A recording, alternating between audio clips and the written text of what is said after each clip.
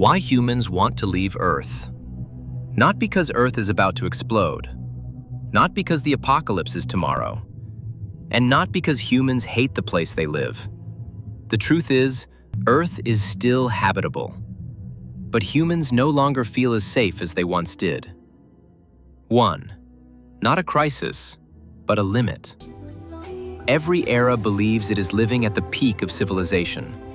Technology is higher, life is more convenient, information moves faster. But alongside that progress, a quiet feeling emerges. Everything is moving too fast and feels too fragile. Climate does not collapse overnight. It changes year by year. A little hotter, a little colder. Natural disasters become more frequent. Not enough to be called the end of the world, but enough to plant long-term unease. Humans don't think about leaving Earth out of panic. They think about other planets because history has taught them one lesson. Every system that seems stable eventually reaches its limit. 2. Population, resources, and invisible pressure. Earth is not small, but human demand is never small. Population grows, energy demand rises. Food, clean water, breathable air, all have physical limits. The problem isn't that we are running out right now. The problem is that if things continue this way, if nothing changes, if every nation wants to live like the richest ones, then Earth cannot support everyone at the same standard of living. And when humans realize this, they always do the same thing. They look for Plan B, not to escape, but to prepare in case Plan A fails. 3. Humanity's instinct to migrate. Throughout history, humans never stayed still. When land became barren, they moved. When water ran out, they moved. When war came, they moved. When resources were depleted, they moved. We call it exploration, expansion, conquest. But the true nature is simpler. Humans leave familiar places when the future no longer feels secure. Other planets are not a new idea. They were just impossible before. Now they are not. 4. Technology turns the impossible into possible. 50 years ago, reaching the moon was a miracle. Today, robots land themselves. Ships are reusable. AI calculates trajectories. Materials resist radiation. Humans no longer see space as unlivable, but as not yet optimized. That shift is dangerous and deeply human. When something moves from impossible to possible, the next question is never should we, but when. 5. Other planets as insurance. The people most serious about leaving Earth are not writers or dreamers. They are engineers, scientists, strategists, and investors. They don't talk about a new paradise. They talk about redundancy, about backing up life. If one day Earth suffers a major failure, humanity won't have to restart from zero. That is the deepest reason humans look to the sky, not with romance, but with cold preparation. Conclusion of Part 1. Humans don't want to leave Earth because they hate it. They want to leave because they're afraid of losing it. If we find a planet with air and weather, what does habitable really mean? When people imagine living on another planet, they picture blue skies, clouds, wind, air like Earth.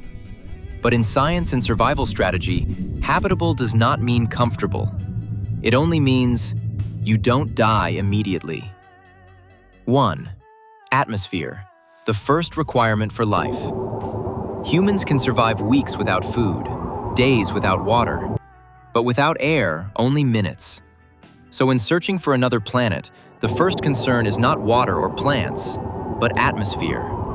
A potentially habitable planet must have an atmosphere thick enough to block radiation, oxygen or oxygen precursors, no overwhelming toxic gases. But here's the problem. Too much oxygen is dangerous. Too little and you can't breathe. Pressure too high crushes the body. Too low and blood boils. Having oxygen isn't enough. It must be the right atmosphere for human biology. 2. Weather, the silent killer. Atmosphere alone isn't enough. Weather kills slowly. Earth is familiar because temperatures don't swing to extremes. Day-night cycles are stable. A magnetic field offers protection. If a planet has days that are too long, nights that are too cold, constant radiation storms, humans cannot survive long-term, even with technology. Weather isn't just rain or sunshine. It includes radiation from the host star, surface winds, atmospheric stability, ability to maintain average temperatures. A truly habitable place is one where humans don't have to fight nature every day. 3. Water. Having it isn't enough. Water is often seen as a sign of life. But for humans, water must meet strict conditions. It must be free of heavy metal contamination, not overly saline, not frozen permanently. A planet may have water, but if it's locked under ice or exists only under extreme pressure, extraction becomes nearly impossible. Early settlers don't need oceans. They need a stable source, processable, recyclable. Long-term survival depends on water cycles, not volume. 4. Gravity. The invisible danger low gravity causes. Bone loss, muscle atrophy, cardiovascular decline. High gravity causes. Rapid exhaustion, stress on heart and lungs, reduced lifespan. A suitable planet must have gravity relatively close to Earth's. If the difference is too great, humans can only survive in artificial environments, never truly integrate. 5. Habitable does not mean free living. The most important truth? When humans first arrive on another planet, they won't live outdoors. They live in sealed habitats, artificial environments, fully controlled systems. The planet is just the background. Life exists inside. Air filtration, power systems, recycling technology. Humans don't live on the planet. They live on technology. 6. A truth few admit. Even if we find a planet with air, stable weather, water, suitable gravity, humans still won't live like on Earth. Everything is limited. Every mistake costs lives. There is no room for carelessness. A new planet isn't paradise. It's a test lasting generations. Conclusion of Part 2. Habitable doesn't mean ready for humans. It only means the planet hasn't rejected us yet. Part 3. How will humans go? Who leaves? Who stays? When people talk about leaving Earth, they imagine advanced ships, happy families, a welcoming new world. Reality is colder. Leaving Earth is not tourism. It's migration without return. 1. Who goes first? The first humans to live on another planet won't be ordinary people. They must be exceptionally healthy, psychologically stable, highly skilled, willing to accept extreme risk. Above all, they must fit the system's objectives. This isn't a personal choice. It's a strategic one. 2. Not everyone who wants to go will go. A hard truth. The right to leave Earth will not be fair.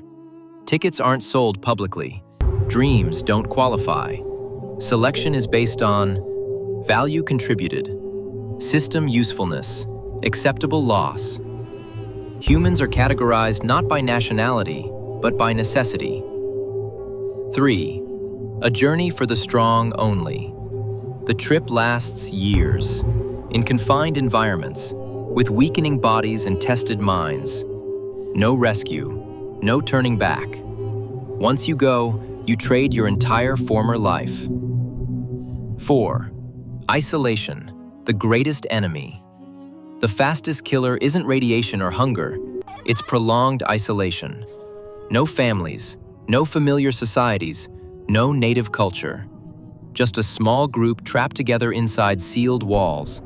Conflict isn't allowed, but emotions can't be turned off. 5. Children born elsewhere, a new humanity. If children are born on another planet, everything changes.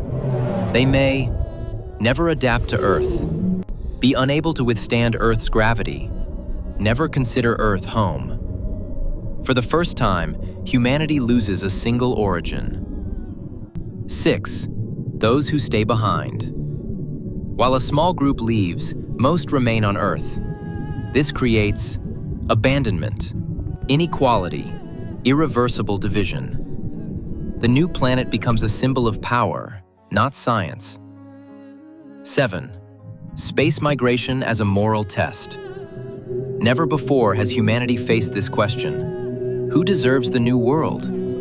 There are no right answers, only choices and consequences. Conclusion of Part 3. Leaving Earth isn't just a technical challenge. It's the greatest moral test humanity has ever faced. Will a new planet really save humanity?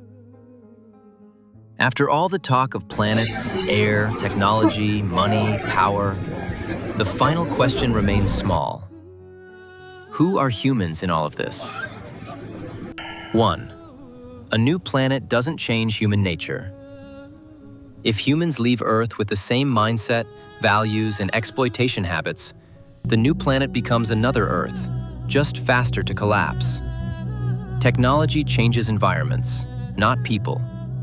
If we don't learn limits, humility, responsibility, no planet is big enough for human greed. 2. The real danger isn't inability. The real danger is that we succeed without becoming better. No humility, no responsibility, no awareness of our smallness in the universe. Then the new planet isn't hope, it's repetition. 3. Do humans really need to leave Earth? Maybe, maybe not. But one thing is certain, we haven't finished learning how to live here. Earth isn't perfect, but it has sustained humanity for millions of years. If we can't protect it, finding another place only delays the problem. 4. This video doesn't give answers. It asks one question. If given another chance, would we live differently? If the answer is no, then location doesn't matter. After all the discussions about technology, about planets, about money, about who leaves and who stays, there is one uncomfortable silence we haven't addressed yet. Because the hardest part of this story is not about rockets or distances or engineering limits.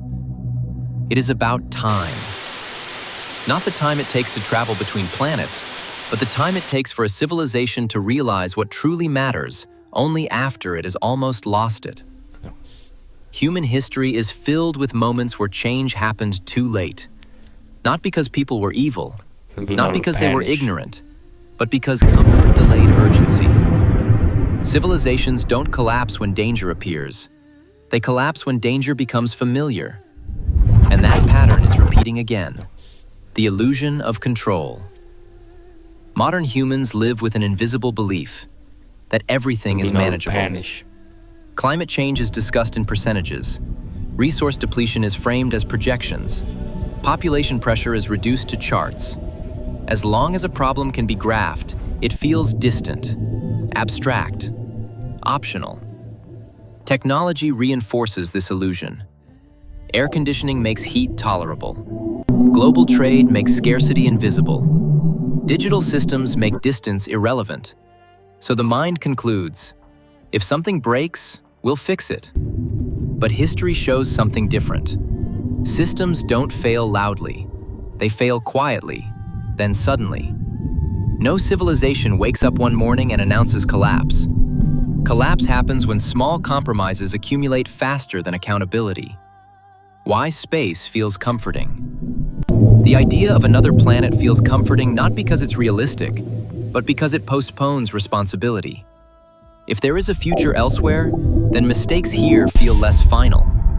Space becomes psychological insurance. It allows humans to say, we'll fix Earth later. We have time. We have options. But space is not forgiving. There is no margin for error, no natural redundancy, No free ecosystems repairing mistakes for us. Every breath is engineered. Every mistake is fatal. The irony is simple. We want to escape Earth's complexity by moving into an environment that is infinitely more fragile. The cost of survival outside Earth. On Earth, survival is passive. You breathe without thinking. You drink without calculating oxygen ratios. You exist without monitoring pressure, radiation, or temperature. On another planet, survival becomes active. Every second, systems must function perfectly. Air must be filtered. Water must be recycled. Energy must be constant. There is no natural state of safety. Life becomes maintenance, and maintenance requires control, which leads to a difficult truth. A space-based civilization cannot be fully free. It must be regulated, monitored, optimized. Not because of ideology, but because physics demands it. Freedom is easy when nature supports life. It becomes expensive when nature does not. What kind of society survives in space? Not a democratic one. Not in the way we understand it. In extreme environments, efficiency overrides preference. Roles matter more than identity. Function matters more than expression. A system that allows repeated mistakes does not survive long. This doesn't mean tyranny is inevitable, but it does mean comfort will never be equal. Some lives will be more essential than others, some skills more valuable, some voices louder. Space doesn't eliminate inequality, it hardens it. Children of another world. Consider the first generation born off Earth. They will not know rain, not know wind through trees, not know unfiltered sunlight. Their sense of nature will be artificial environments designed for efficiency. Their bodies will adapt to different gravity, different pressures, different rhythms. Earth will be a concept, a story, a place they cannot return to. For them, Earth is not home, and that changes everything. Humanity will no longer be one species living in one environment. It will become branches, not by choice, by biology. The silent divide. While a few adapt elsewhere, billions remain on Earth, watching, comparing, questioning. The existence of an off-world population creates a new hierarchy, those with access to the future and those without. Even if intentions are good, perception matters. Resentment grows quietly. Trust erodes slowly. History shows this pattern clearly. When escape exists for a few, pressure increases for the many. Not because the few left, but because hope was privatized. Earth as the shared reference point. For all its flaws, Earth does something no other place can. It equalizes survival. Everyone breathes the same air. Everyone depends on the same systems. Everyone shares the same risks. This shared vulnerability creates shared responsibility. Once humanity spreads beyond Earth, that shared reference disappears. Problems become localized. Consequences become distant. Empathy weakens when survival diverges. The real question beneath the question. So the real question is not, can humans live on another planet? The real question is, what kind of humans will do so? Will they carry forward the same extractive mindset, the same short-term thinking, the same belief that systems exist to be exploited? Or will they understand, finally, that survival is not domination but balance? Space does not forgive arrogance, it amplifies it. Why Earth still matters more than ever. Earth is not just a place to live, it is a teacher. It teaches patience through seasons, limits through scarcity, resilience through diversity. It absorbs mistakes long enough for learning to happen. No other environment does that. Earth is forgiving in ways we barely notice, and that forgiveness has made us careless. The danger of success. The most dangerous outcome is not failure, it is partial success. Reaching another planet without changing values creates the illusion of progress without evolution. It allows humanity to say, "We survived," while repeating the same patterns. Technology advances faster than wisdom, and wisdom cannot be automated. Slowing down is not regression.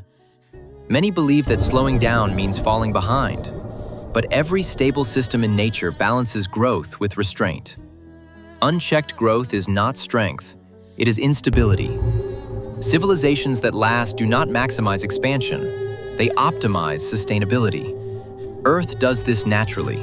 Space does not. The quiet responsibility.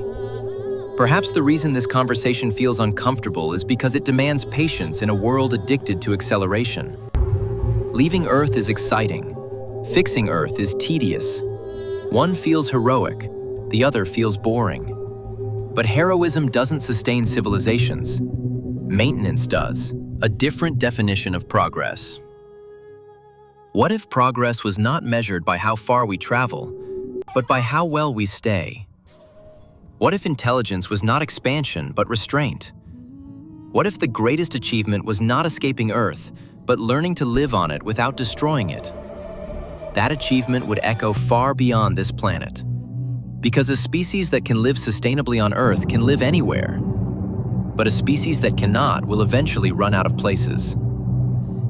The final silence. This story has no conclusion, because humanity hasn't made the choice yet. We are still deciding what kind of species we are becoming. Explorers? Caretakers? Or repeat offenders of our own history?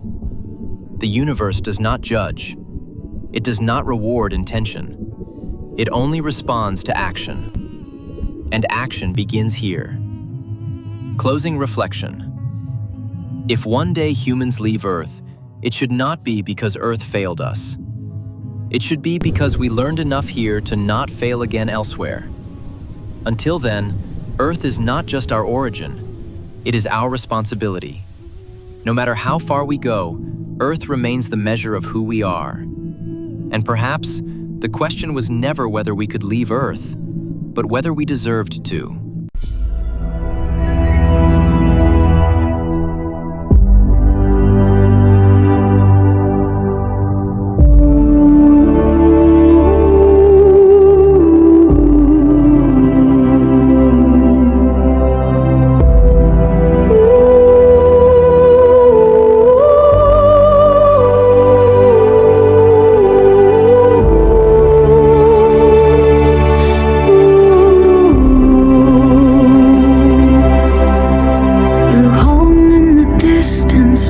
Soft and bright, hanging in the silence of an endless night. Every star is watching as I drift along. Every mile reminds me where I belong. I traded gravity for endless skies, steel and glass for borrowed time. I learned how quiet forever feels when the world you love is no longer the sound of oceans breathing slow. I miss the way the morning shadows grow. I miss the dust, the rain, the flawed design of a fragile world that once was mine. Earth, I see your colors from afar, a living dream among the stars. Every scar you carry pulls me home. Every light says I'm not alone. Engines hum like lullabies, counting seconds, counting skies. I trace your shape in memory, a blue